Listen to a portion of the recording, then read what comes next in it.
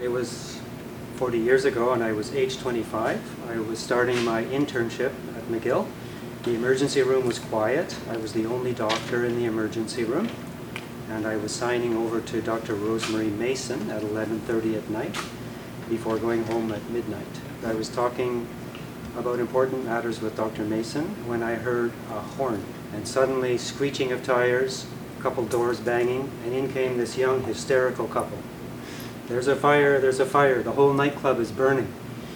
Now in an emergency room you hear anxious people, excited people all day long, and the first job of a professional is to stay in charge. So I said, yeah, shut up and sit down or we'll have you out of here in a flash. And I was overtaken by the sound of many sirens arriving and many doors banging and in-wheeled bodies on stretchers. I saw policemen running in and they said, what bed? And they brought the patients in on their backs, and the Murray Hill ambulance brought 2 and 3 patients at a time because it was really out of control. The whole city was out of control.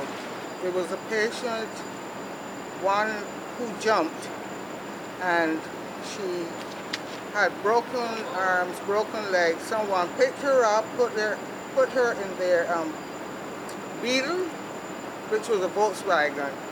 So then the lady dragged us outside, and there was the patient in the back of her car, all covered with blood. So we had to take that patient out and carry it into the emergency. I was so irritated and so taken aback, I went to the door and started yelling at the next policeman with a stretcher, saying, "Why are you bringing all these casualties to one hospital?" And he just looked at me and said, "Excuse me, sir," and moved the stretcher around me and went straight into the emergency room, which is when I realized that this was getting out of control and there was something going on here that was quite big. Dr. Flegel worked that night. I said, "Where are you from?" He said, "Oh my God, is it always like this?" He said, we got to move. And we were busy. And he kept saying, "All you can, IV and oxygen, IV and oxygen." I pretty much found out by the people who arrived conscious, because they all had pretty much the same story, that there was a big fire downtown and it was in a nightclub and there were going to be a lot of casualties. That's all I know. We had one crazy night, but the policemen were excellent. I cannot say anything about the police department that night. I was even driven home at 4 o'clock in the morning by one of the policemen. There are 2 episodes that stick in my mind very vividly. The first was a police officer who was brought in on a stretcher, comatose, and our first decision was, did we have to do CPR on this man? And he was breathing and had a good pulse. We didn't take time for blood pressure. We put an oxygen mask on his face, and within a minute he started to get agitated. He grabbed the mask, tore it off, and sat up and said, "Qu'est-ce que c'est qui passe ici?" What is going on here?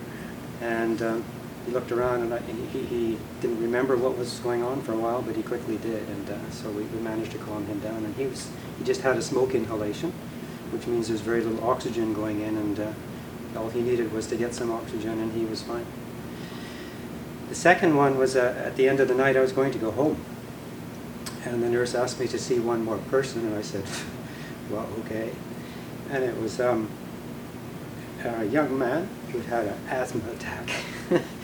And I thought, well, my goodness, what are you doing here? So he told me the story.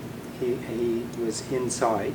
He couldn't get out. He was trapped behind a mass of people and bodies who were trapped in the stairwell, and he thought he was going to die. But the crowd behind him was surging and pushing so hard that he got lifted up, and he just rolled over all the bodies on the stairs. And a fireman pulled him out at the bottom. And he was fine, and he went home and started thinking about what he'd gone through, and then he got an asthma attack, and he thought he'd better come back into the emergency room.